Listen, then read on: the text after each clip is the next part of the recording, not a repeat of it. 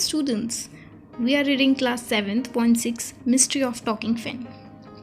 The poems open with the personification of the fan being given human attributes such as the ability to talk and chatter.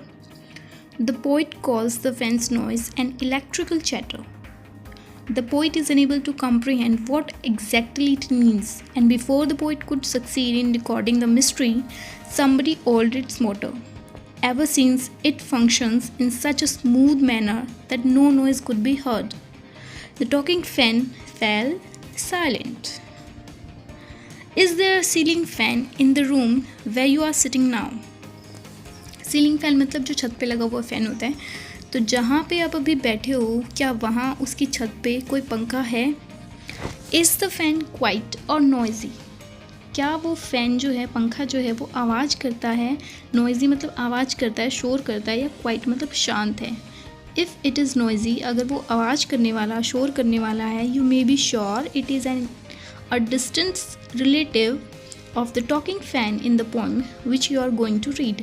जो poem आप पढ़ने वाले हो उसमें जो है, जो बोलने वाला पंखा मतलब टॉकिंग फैन मतलब जो बात करता है, उसका दूर का संबंधी है, रिलेशन है. ठीक है.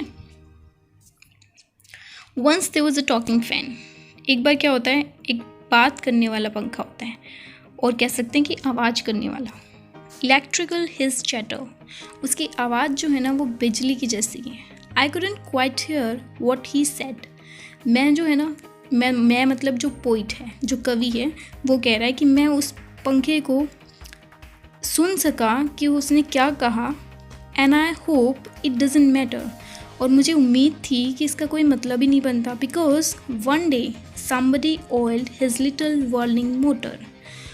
क्योंकि एक दिन किसी ने क्या किया, उसकी वर्लिंग मतलब घूमती हुई, और मोटर मतलब मशीन में ऑयल डाल दिया, तेल डाल दिया. And all the mystery was spoiled, और सारा जो रहस्य था वो क्या हो गया, ख़राब हो गया, बेकार हो गया.